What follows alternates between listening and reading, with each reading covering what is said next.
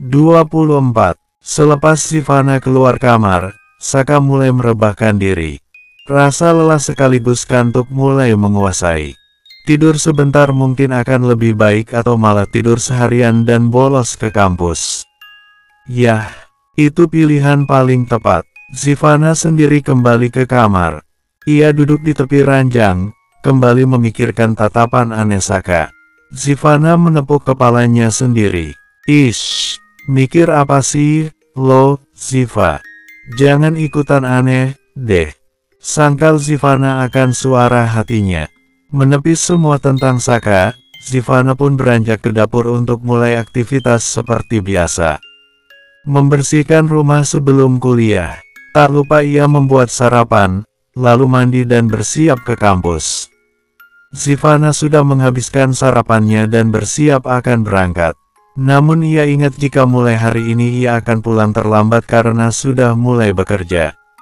Ia pun membuka kamar Saka, niat hati akan memberitahukan pria itu tentang pekerjaannya, tapi urung ketika melihat Saka masih tidur. Udahlah, toh Saka nggak bakal peduli gue pulang cepat atau terlambat. Sivana kembali menutup pintu kamar Saka dan langsung berangkat kuliah. Selepas pulang kuliah, Sivana sudah ditunggu Arjuna di tempat parkir seperti kemarin. Mereka akan berangkat bersama ke rumah makan ayam cepat saji. Sivana pikir tidak masalah berangkat bersama Arjuna karena bisa menghemat uang transport.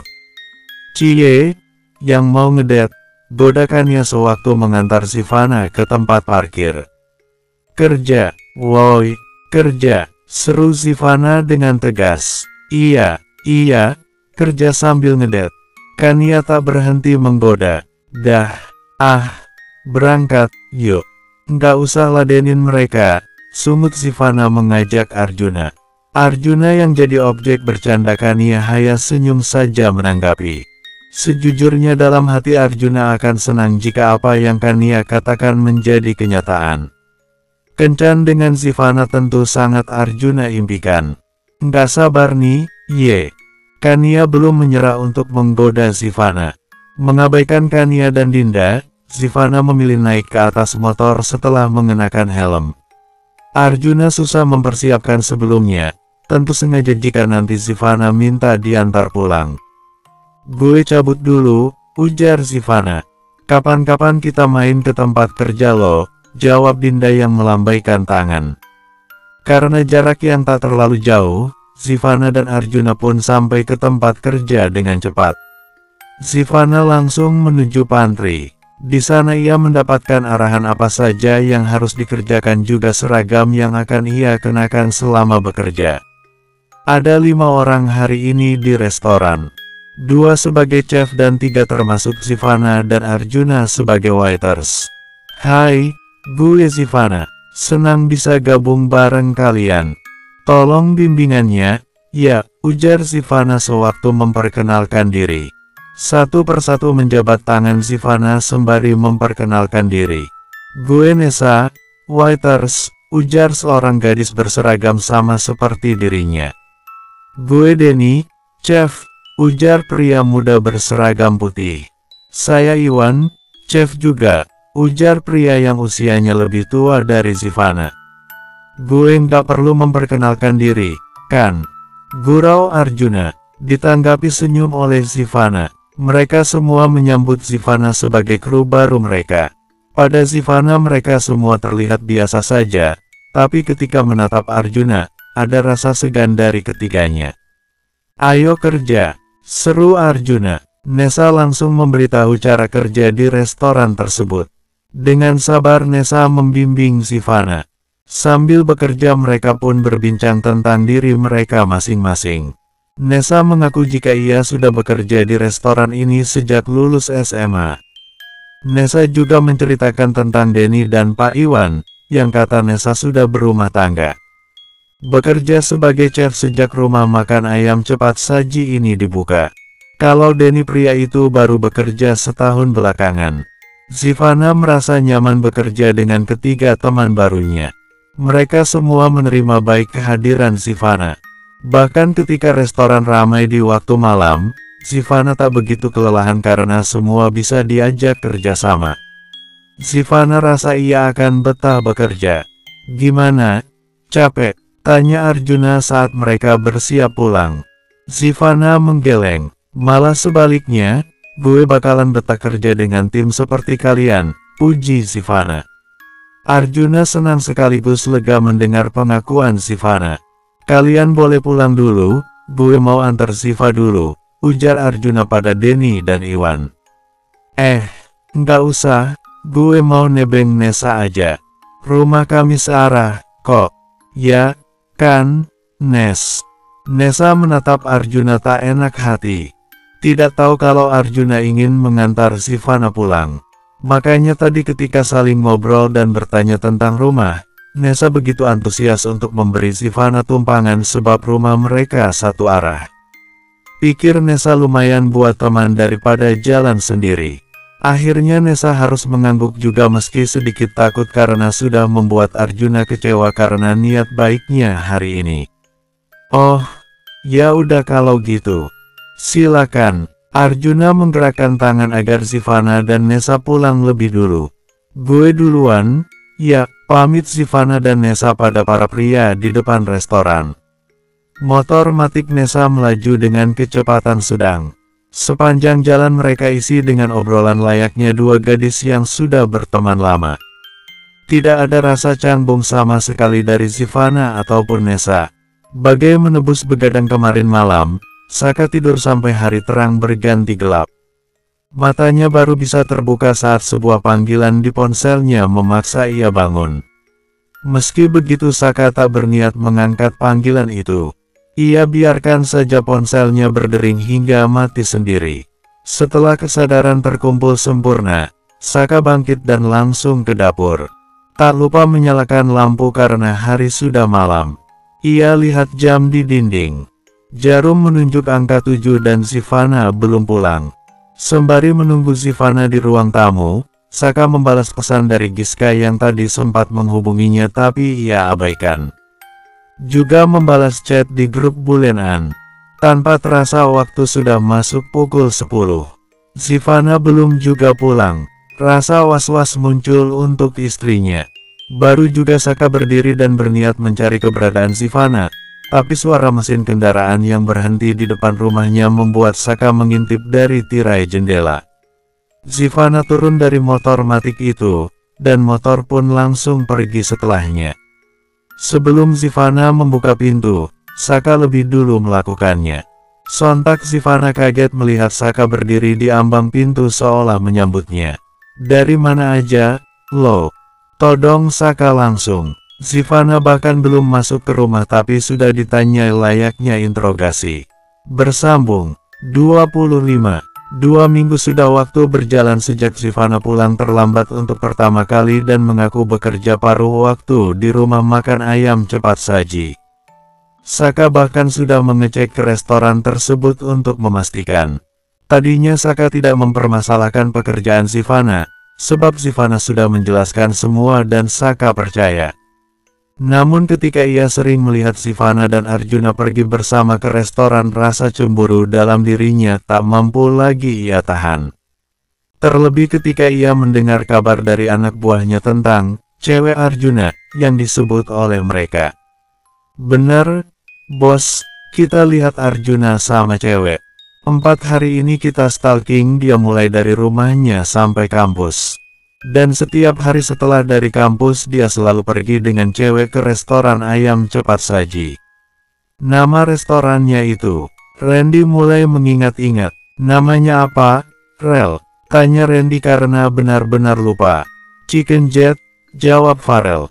Nah itu, Chicken Jet, bos. Mereka kerja di sana, lanjut Randy. Ceweknya itu rambutnya hitam panjang. Selama 4 hari kita lihat gaya rambutnya selalu dikuncir kuda, terus pakai kacamata juga.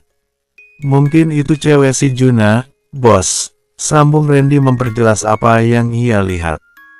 Gimana kalau kita culik aja tuh cewek, buat ditukar sama motor gegap yang kemarin ditahan sama anak buahnya Arjuna, bos. Gue yakin Arjuna pasti langsung datang dan nyerahin motornya gegap, ujar Farel mengusulkan.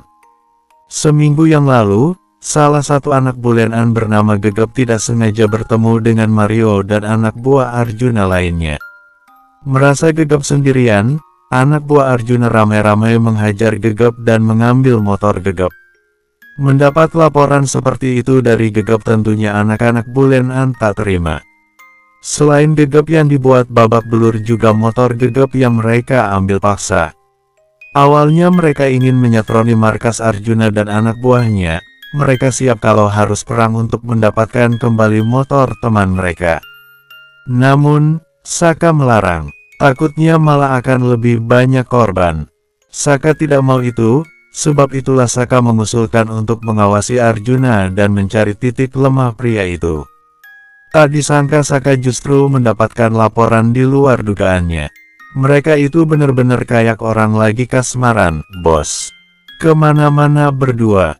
Di tempat kerja saja kita lihat mereka seperti nggak mau jauh satu sama lain. Impal Farel menambah bara di dada Saka. Iya, bos. Kita lihat sendiri soalnya pas kita ngecek ke restoran itu.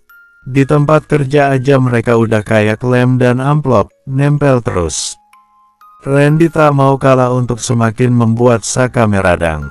Apa benar ucapan kedua anak buahnya ini? Sivana dan Arjuna, gimana? Bos, kita culik tuh cewek dan pancing Arjuna untuk kembalikan motornya, Gegap, desak Farel. Saka menatap tajam Farel dan Randy, lalu pergi begitu saja tanpa penjelasan. Bos, mau kemana? Seru Farel karena ditinggal begitu saja. Mau kemana, si bos? Tanya Randy. Farel menggedikkan bahu. Mau buat perhitungan kali ke markas si Jojon, nama celaan yang diberikan anak buah Saka untuk Arjuna, jawab Farel. Ya udah kejar. Kita harus bantu si bos kalau dikeroyok anak buah si Jojon. Seru Randy. Saka langsung menaiki kuda besinya.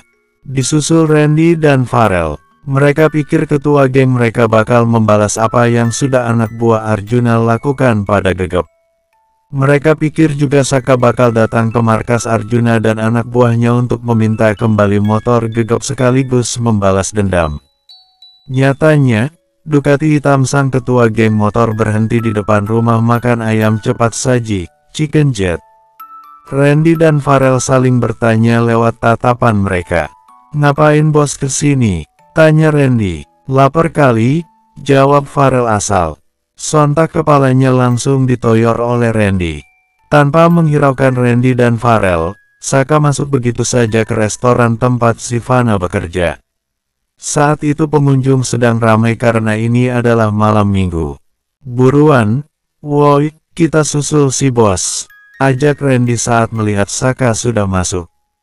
Selamat sore, selamat deh garis bawah di balik meja kerjanya Sivana menyambut tamu yang datang setiap saat. Namun kali ini kalimatnya terputus ketika Saka yang berdiri tepat di hadapannya. Tang, mau pesan apa? Lanjut Sivana dengan suara tak lagi ceria. Saka tak melihat daftar menu. Tatapannya justru tertuju pada wajah Sivana yang mendadak pucat saking kagetnya melihat Saka. Arjuna yang baru dari dapur membawa satu nampan ayam yang akan ia masukkan ke etalase berhenti sejenak begitu melihat Saka. Kok nggak dilayani? Tanya Arjuna dengan santai. Sivana menoleh pada Arjuna hingga wajahnya begitu dekat dengan pria itu. Hal tersebut membuat Arjuna tersenyum, dan Sivana langsung kembali menatap Saka. Namun Saka kadung panas hati. Mau pesan, apa? Ulang Sivana akhirnya. Paket 1, jawab Saka datar. Ia meletakkan 2 lembar uang ratusan ribu kemudian berlalu begitu saja untuk mencari tempat duduk. Kembalinya, ujar Sivana tapi terhenti ketika 2 orang yang ada di belakang Saka menyela. Bos kita pesen juga, ya, seru Randy. Tanpa mendapat persetujuan, Randy dan Farel ikut memesan makanan. Si bos yang bayar, ujar Randy menunjuk Saka. Lalu mereka menyusul Saka duduk. Selagi menunggu pesanan datang, dari tempatnya duduk Saka terus memaku pandang untuk mengawasi Sivana. Sivana bukannya tidak tahu. Ia tahu persis apa yang Saka lakukan hingga membuat Sivana tidak nyaman. Ditambah sikap Arjuna yang kali ini terkesan dekat-dekat terus dengan Sivana. Semenjak Saka datang pastinya, semua semakin menambah rasa tidak nyaman Sivana. "Bener kan, bos, apa yang kita bilang?" ujar Randy yang melihat ke arah Sivana dan Arjuna, yang kebetulan tengah berbicara tentang pesanan pelanggan tapi dianggap sedang bermesraan oleh anak buah Saka itu. "Dan gue yakin, bos, kalau cewek itu adalah kelemahan Arjuna," Farel menambah-nambahi. Saka tak menggubris sama sekali ucapan Farel dan Randy. Ia hanya terus mengawasi istrinya. "Permisi, ini pesanannya," ujar Nessa sembari menyebutkan apa saja pesanan Saka dan temannya. Sampai makanan yang ia pesan sudah terhidang di meja pun, Saka terus saja tak mengalihkan pandangan. Mengawasi Sivana adalah tujuan, jadi aroma ayam goreng di depannya tidak terasa menggoda. Sivana yang sadar terus diawasi meminta Nessa untuk menggantikannya sebentar dengan alasan ingin ke kamar mandi. Padahal untuk menghindar dari Saka.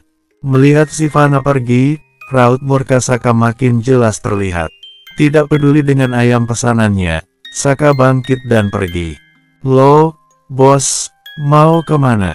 seru Randy dengan mulut penuh nasi. Pemuda itu ikut bangkit, hendak menyusul Saka tapi ditarik oleh Farel. "Habisin dulu ini, sayang kalau nggak dimakan," ujar Farel. "Tapi si bos, biar aja, nanti kita susul kalau semua udah habis," Farel mengusulkan. Randy berpikir sejenak dan memutuskan untuk makan dulu baru menyusul Saka. Cukup lama waktu yang dibutuhkan Sivana untuk ke kamar mandi. Sekitar 15 menit, baru ia kembali. Diam-diam, ia melihat ke meja Saka yang ternyata sudah kosong. Ada rasa lega, akhirnya sang suami pergi. Sumpah, tidak nyaman sekali kerja sambil dilihatin sama Saka. Moodnya kembali membaik sejak kepergian Saka dari restoran. Ia pikir semua juga akan berjalan baik sampai ia pulang. Nyatanya tidak. Begitu sampai di rumah saat sedang capek-capeknya, Saka justru menyambutnya dengan kata-kata yang menyinggung perasaannya. Bersambung 26. "Seneng ya, bisa kerja sambil pacaran," sindir Saka menyambut kedatangan Sivana. Mendengar kalimat itu awalnya Sivana tak peduli. Ia benar-benar lelah untuk meladeni ucapan absurd suaminya. Ia hanya ingin segera istirahat setelah berkutat dengan banyaknya pekerjaan di restoran, tapi Saka seolah tak mengizinkan hal itu. Hingga keluar kalimat kedua yang lebih menyakitkan. "Kenapa nggak jual diri aja sekalian?" Sivana berhenti. Ia menarik napas dalam, masih berusaha untuk sabar. Sebab itu ia kembali melangkah menuju kamar dan mengabaikan apapun yang Saka tuduhkan. Tak terima diabaikan oleh Sivana, Saka bangkit dari sofa. Dengan cepat ia menarik tangan Sivana dan membenturkan tubuh gadis itu ke dinding lalu mencium bibir Sivana tanpa izin. Tak tinggal diam, sekuat tenaga Sivana mendorong tubuh Saka dan satu tamparan keras mendarat di pipi pria itu. Saka mengusap pipinya yang terasa panas. Menatap marah pada Sivana yang telah menamparnya. Tidak ada sorot takut sama sekali di mata Sivana. Gadis itu justru membalas tatapan tajam Saka. Sebagai lelaki, egonya tak menerima perlakuan Sivana yang seolah menantang. Sekali lagi Saka mendorong tubuh Sivana ke dinding dan menciumnya dengan lebih brutal. Sivana tetap memberontak. Begitu Saka melepas bibirnya, Sivana berteriak, "Lepasin gue, brengsek." Tak menggubris permintaan Sivana, Saka kembali mendaratkan bibirnya dengan kasar di bibir Sivana. Sivana pun tak menyerah, dia terus berusaha untuk lepas dari cengkraman Saka. Namun, sikapnya justru memicu Saka untuk semakin bertindak lebih agresif. Pria itu menggigit bibir Sivana dengan sengaja untuk menekan gadis itu. Apa yang Saka lakukan kali ini membuat saraf-saraf di tubuh Sivana seolah melemas. Sivana ingin menolak tapi tubuhnya tak bisa diajak kerjasama. Kendati demikian, Sivana tidak mau kalau harus pasrah pada Saka yang tengah kesetanan. Kalaupun harus menyerahkan diri pada pria ini bukan dengan cara paksa seperti ini. Dari bibir Sivana, Saka beralih ke leher mulus sang istri. Kesempatan itu tak dilewatkan oleh Sivana meski ia harus melawan semua hasrat aneh yang menyeruak tiba-tiba. Ketika Saka terlalu asik di leher sang istri, saat itu juga Sivana menggigit keras bahu Saka. Membuat pria itu memekik kesakitan dan spontan melepaskan Sivana. Lagi-lagi Sivana memanfaatkan kesempatan. Ia pun segera berlari ke kamar karena di sana adalah tempat aman yang Sivana pikirkan. Akan tetapi sebelum berhasil masuk dan menutup pintu kamar, Saka lebih dulu menangkapnya. Pria itu semakin murka. Dipanggulnya Sivana seperti karung beras dan dihempaskan begitu saja di ranjang. Kali ini tidak memberi celah sedikit pun untuk Sivana kabur. Saka langsung menduduki kaki Sivana. Saka melepas kaos yang ia kenakan. Kemudian dengan kasar ia membuka kemeja yang dipakai Sivana, hingga kancing-kancingnya terlepas paksa. Sivana mulai panik ketika tatapan Saka terarah pada tubuh bagian atasnya yang terbuka. "Mau apa? Lo, lepasin gue." Tangan Sivana berusaha mendorong Saka yang berada di atas tubuhnya, dan Saka langsung mengunci tangan Sivana agar tak bisa bergerak sama sekali. Penolakan dan sikap memberontak Sivana seolah menantang jiwa kelelakiannya, yang membuat Saka ingin membuktikan jika gadis di bawahnya ini adalah miliknya. Sudah dalam posisi tak berdaya pun Sivana tetap tidak mau menyerah. "Lepasin gue, brengsek," ulang Sivana. "Lo nggak bisa lakuin ini ke gue." Saka tersenyum miring. Ucapan Sivana justru ia anggap sebagai tantangan. Kembali ciuman brutal Saka membungkam mulut Sivana. Rasanya Sivana ingin menyerah, tapi tidak. Ia tidak boleh menyerah pada setan yang tengah merasuki suaminya. Saka melepas tautan bibirnya, dan Sivana kembali buka suara. "Gue bukan pelacur yang bisa lo perlakukan seperti ini." Di atas tubuh Sivana, Saka tersenyum miring. Menatap sinis pada Sivana. "Bukan pelacur, lalu apa? Wanita murahan," ejek Saka. "Jaga ya mulut, lo," ujar Sivana yang masih ada di bawah kungkungan Saka. "Bukan gue yang harus jaga mulut gue, tapi lo yang harus jaga sikap. Kayaknya gue terlalu ngasih kebebasan buat lo sampai lo lupa dengan status lo sebagai istri." Tidak memberi kesempatan Sivana untuk menjawab, Saka kembali melakukan aksi pemaksaan. Sivana tak punya kekuatan lagi untuk melawan. Tubuhnya semakin lemah seiring apa yang Saka lakukan padanya. Akhirnya ia memilih diam dan tak lagi melawan. Saka yang tengah asik sendiri dengan tubuh Sivana perlahan menyadari sikap Sivana yang tak lagi memberontak. Hal itu justru membuat Saka menghentikan aksinya. Ditatapnya wajah Sivana yang datar dengan air mata yang meleleh tanpa suara. Melihat sorot mata Sivana yang tak lagi menantang, justru membuat Saka merasa bersalah.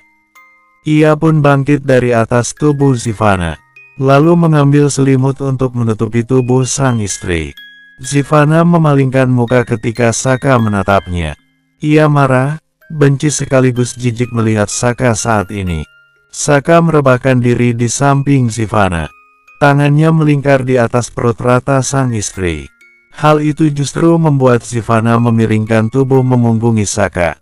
Dengan gampang dan entengnya, Saka berucap, "Maafin gue." Sivana bergeming, tak sedikit pun merespon permintaan maaf Saka. Sejak tadi tangan Saka tak beralih dari perut Sivana, seakan menahan gadis itu agar tidak kabur. "Gue tahu gue salah, gue pasti udah bikin lo jijik sama gue." Tapi, Saka menjeda kalimatnya. Ia menarik napas sebelum akhirnya mengaku, "Gue cemburu." Bersambung.